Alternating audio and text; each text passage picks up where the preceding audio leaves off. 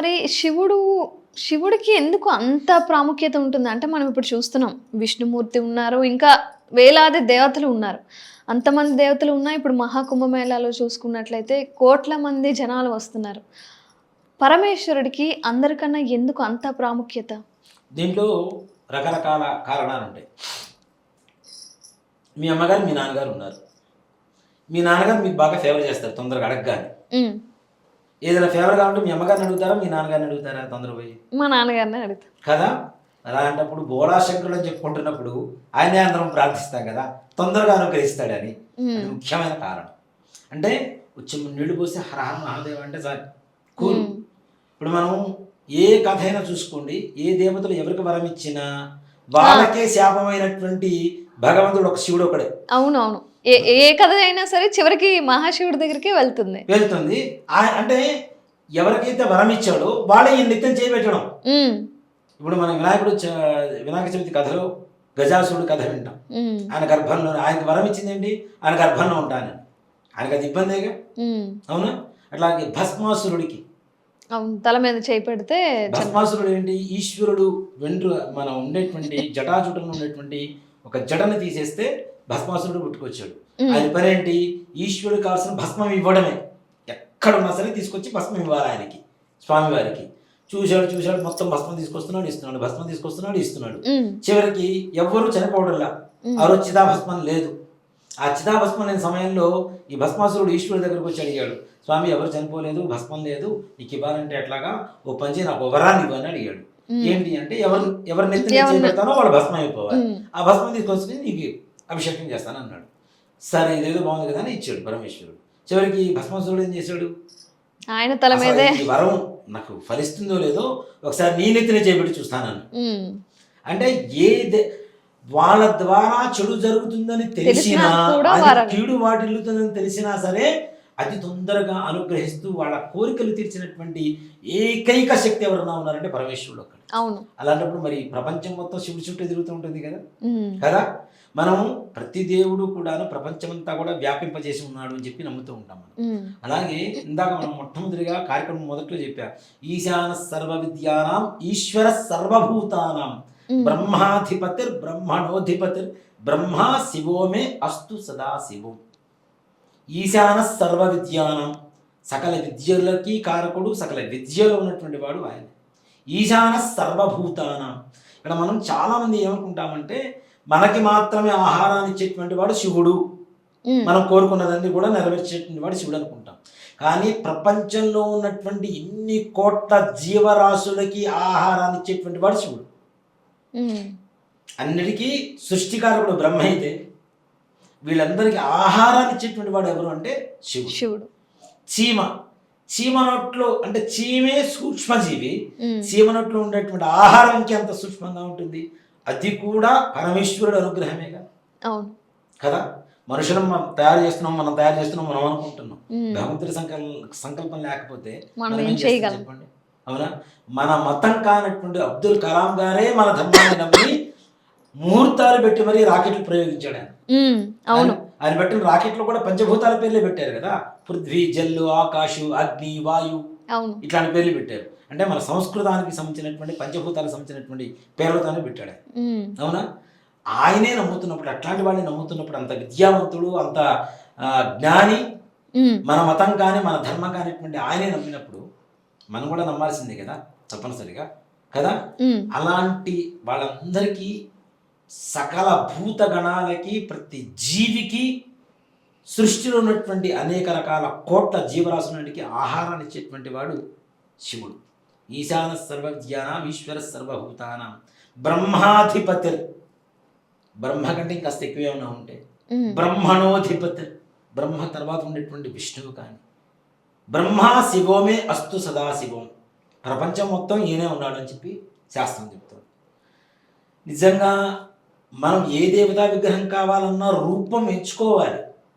శంఖమో, చక్రమో, గదో, పద్మమో ఏదో ఒక రూపం కనబడాలి మనకి.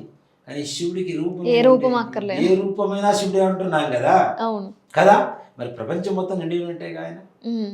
కాబట్టి తొందరగా బోళాశంకరుడు కైవల్య ప్రదాత, సృష్టి స్థితి లయకారకుడు.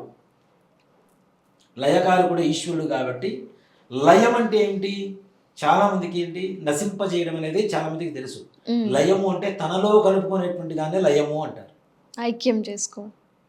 ప్రతి ఒక్క మానవ జీవిని తనలో ఐక్యం చేసుకునేటువంటి గొప్ప భగవంతుడు ఎవరైనా ఉన్నారంటే ఈశ్వరుడు కాబట్టి. ఇంకా విష్ణుమూర్తికి చేస్తే టెస్టులు ఉంటాయి, అమ్మవారికి చేస్తే టెస్టులు ఉంటాయి, సుబ్రహ్మణ్యేశ్వరుడికి చేసిన టెస్టులు ఉంటాయి, ఆంజనేయ స్వామి వారికి చేసిన టెస్టులు ఉంటాయి. కానీ ఈశ్వరుడికి టెస్ట్ లేదు. వితౌట్ ఎగ్జామ్ డైరెక్ట్ శివ కైంకర్యం అంతే. ఆయన శివుడి పూజలో కనుక మనం ఎప్పుడైతే చేయగలుగుతామో, మనం కుబేరుడు కథ చెప్పుకున్నట్టున్నాం. కుబేరుడు ఎట్లా పుట్టుకొచ్చాడు అసలు మనకి? కుబేరుడు అంటే ధనం ఇచ్చేటువంటి వాడు కదా, అవును, ఉత్తరానికి అధిపతి కదా. ఆయన ఒక రాజ్యంలో ధనదత్తుడు అనే ఒక వైశ్య కుమారుడు ఉండేవాడు. వైశ్యుడు వ్యాపారం చేసేటువంటి. ఈయన డబ్బులు బాగా సంపాదించడం మొదలుపెట్టాడు చిన్నప్పటి నుంచే. ఎట్లా అంటే ఎంగిలి చేతితో కూడా కాకిని తోలేవాడు కాదు. ఎంగిలి చేతితో తోలితే ఎక్కడ ఒక మెతుకు వెళ్ళిపోతుందేమో, కాకి ఎత్తుకెళ్ళిపోతుందేమో అనే భయంతో అంత పిసినారిగా జాగ్రత్తగా డబ్బు మొత్తం దాచుకుంటూ ఉండేవాడు. అందరికి వడ్డీలకి చక్ర వడ్డీలు, అట్లా వడ్డీల మీద వడ్డీలు వసూలు చేస్తూ వాళ్ళ వస్తువులు మొత్తం తాకట్టు పెట్టుకుంటూ ఈ విధంగా డబ్బుని విపరీతంగా సంపాదించాడు. యుక్త వయసు వచ్చింది, పెళ్లి వయసు వచ్చింది, పెళ్లి చేశారు, పిల్లలు పుట్టారు, ఇంకా సంపాదిస్తూనే ఉన్నాడు. కొడుకులు భార్య అంటే అబ్బాయి ఇంత సంపాదన అనుకుంటున్నారు కానీ అదంతా పాపం అన్న సంగతి ఎవరు ఆలోచించట్లేదు. ఈయన చిన్నప్పటి నుంచి ప్రతి సంవత్సరం కూడా ఒక పెద్ద ఆయన వచ్చేవాడు, సాధు, భవతి భిక్షాందేహి అనేవాడు. పోవాయన ఖాళీ లేదు వెళ్ళిపోమని చెప్పి పంపించేవాడు. అలా ప్రతి సంవత్సరం ఒక రోజున వచ్చేవాడు, ఈయన అడిగేవాడు, ఆయన పెట్టేవాడు కాదు, వెళ్ళిపోయేవాడు. మరలా సంవత్సరం మళ్ళీ అడిగేవాడు, మళ్ళీ పెట్టేవాడు కాదు, మళ్ళీ వెళ్ళిపోయేవాడు. ఇలా జరుగుతుంది. ఈయనకి ధనదత్తుడు అనేటువంటి ఆయనకి 65 సంవత్సరాలు వచ్చింది, వృద్ధాప్యం ప్రారంభమైంది.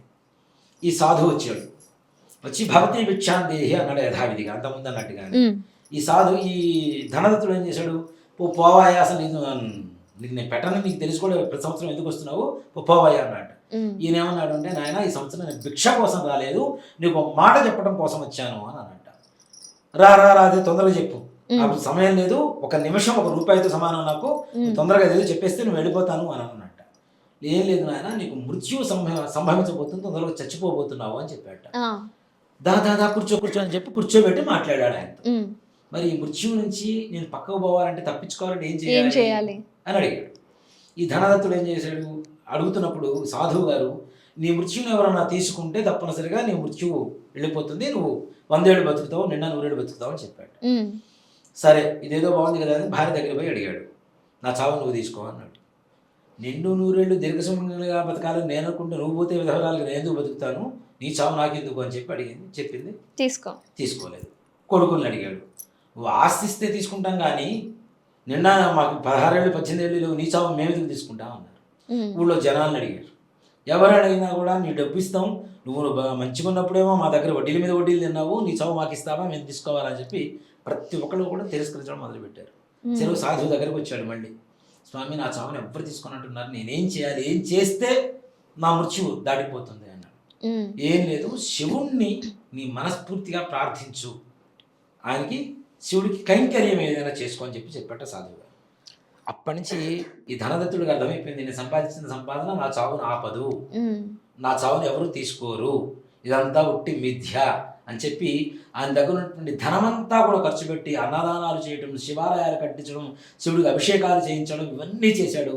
చేసి చివరికి 100 ఏళ్ళు నిండిన తర్వాత శివుడు ఈయన భక్తికి మెచ్చి శివ ఐక్యాన్ని పొందించి కైలాసానికి తీసుకుని వెళ్ళి, నాయన ఈ పేరు వాటి నుంచి కుబేరుడు అని నామకరణం చేస్తున్నాను, నవనిధులు ఏవైతే ఉన్నాయో వీటన్నిటికీ నిన్ను అధిపతిగా చేస్తున్నాను, ఉత్తర దిశకి అధిపతిగా చేస్తున్నాను అంటే, ఇదేంటి స్వామి ఎందుకు అన్నట్ట.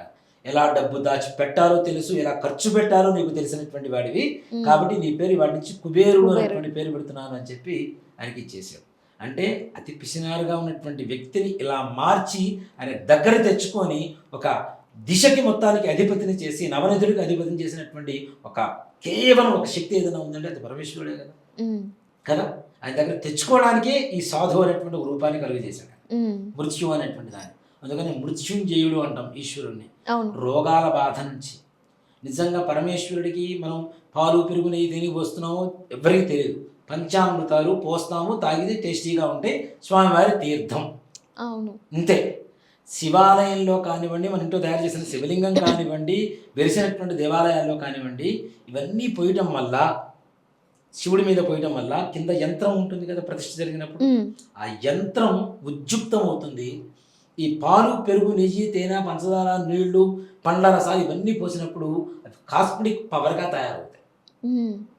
కాస్మిక్ ఎనర్జీ వస్తుంది వాటిల్లోకి. ఆ యంత్రం కింద ఉండేటువంటి కొన్ని రకాల రసాయన పదార్థాలు ఉన్నాయి కదా, ఇవన్నీ కూడా రెస్పాండ్ అయిపోయి కాస్మిక్ ఎనర్జీ ఈ తీర్థంలోకి వస్తుంది. కాబట్టి అక్కడ మంత్రం కూడా అకాల మృత్యుహరణం సర్వ వ్యాధి నివారణం అని చెప్పి మంత్రం ఎందుకు చెబుతున్నారు? అకాల మృత్యుహరణం అంటే అనుకోకుండా వచ్చే అన్ఎక్స్పెక్టెడ్ డెత్స్ కూడా పోతే తీర్థం తీసుకోవడం ద్వారా ఎందుకు చెప్తున్నారు అంటే, ఆ కాస్మిక్ ఎనర్జీ మన బాడీలోకి వెళ్తుంది కాబట్టి మనకు ఉండేటువంటి రోగాలు పోతాయి కాబట్టి ఆ మంత్రం చెప్తాం. కాస్మిక్ పవర్ ఉంటుంది, ప్రతి దేవాలయంలో కూడా ఒక పవర్ ఉంటుంది, ఎనర్జీ. అవి పోయడం ద్వారా ఏమవుతుంది, రిఫ్లెక్ట్ అవుతుంటాయి, వీటిలోకి ఆ పవర్ వచ్చేస్తుంది. అవి తీర్థం తీసుకుంటే మనకి ఎంత ఆరోగ్యంగా ఉంటుంది కదా. కాబట్టి శివుడికి ఇవన్నీ పోయటం కూడా దానికోసమే. పాలతో అభిషేకం చేస్తే మనశ్శాంతి వస్తుందంటారు, పెరుగుతో అభిషేకం చేస్తే ఆయుర్వృద్ధి కలుగుతుందంటారు, నెయ్యితో అభిషేకం చేస్తే రుణ విముక్తి కలుగుతుందంటారు, తేనెతో అభిషేకం చేస్తే సంకల్ప సిద్ధి జరుగుతుందంటారు, పంచదారతో చేస్తే పెళ్లి కానటువంటి వాళ్ళకు కూడా తప్పనిసరిగా పంచదారతోనే స్వామివారికి అభిషేకం చేస్తారు, షుగర్తో, అమ్మాయికి కానీ అబ్బాయికి కానీ. ఇందాక చెప్పుకున్నాం కదా కన్యాపాశుపతం వర పాశుపతం అని, ఈ మంత్రాలతో షుగర్తో అభిషేకం చేస్తారు. తద్వారా వివాహాలు, సంతానాలు కలగడానికి అవకాశం ఉంటుంది. ఒక్కొక్క పదార్థానికి ఒక్కొక్క రకమైనటువంటి ప్రయోజనం కూడా మనకు కలుగుతున్నాయి నాన్న, దాంట్లో ఏ రకమైనటువంటి ఇది లేదు.